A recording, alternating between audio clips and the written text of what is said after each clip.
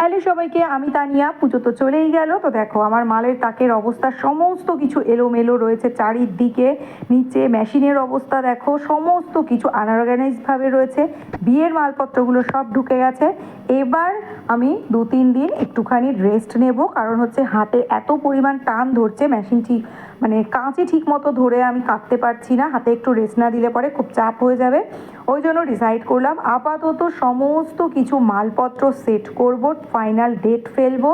এবং পুজোর সময় যেটা হয়েছে, অনেক প্রয়োজনীয় লেস বলো আর ডেকোরেশন বলো, লাইলিন বলো, ঘরে আছে। হুক সুচ অনেক কিছু ঘরে আছে, কিন্তু আমি হয়তো খুঁজে পাচ্ছি না। তো আমার খুব এমার্জেন্সি লাগবে, আমি বাজার থেকে কিনে নিয়েছি খুঁজে সময় নষ্ট না করে। তো এবার মনে করলাম সামনে আবার বিয়ের সিজন রয়েছে, বিয়ের পর তোমার রয়েছে অন্নপ্রাশন, প্রি ওয়েডিং ইত্যাদি ইত্যাদি। তো আপাতত পুজো যখন চলেই গেল, এই 2-3 দিন ধরে আমি মোটামুটি একটু সমস্ত জিনিসগুলো সেট করব। কার কী কী জিনিস আছে, পুজোর লাস্টের দিকে যারা দিয়েছিল, যাদের জিনিস দিতে পারিনি তাদের জিনিসগুলো আগে ছাড়বো। আর প্রি ওয়েডিং, অন্নপ্রাশন, জন্মদিন, বিয়ে, এই জিনিসগুলো তো ডেট বাই ডেট দিতেই হবে। তো এগুলোকে সমস্ত কিছুভাবে একটু অর্গানাইজ করব।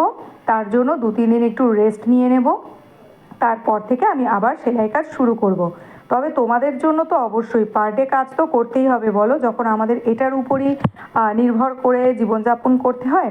কিন্তু সে কাজগুলো একটু কম করব, কোনো কাস্টমারকে ডেলিভারি দেওয়া বা নতুন অর্ডার নেওয়া এটা আপাতত একটু নেব না, তারপর থেকে আবার নেব।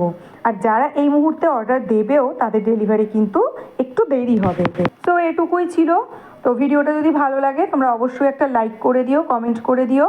আর যারা চ্যানেলটিকে এখনও সাবস্ক্রাইব করেনি তারা প্লিজ সাবস্ক্রাইব করে দিও। টাটা সবাইকে, সকলে ভালো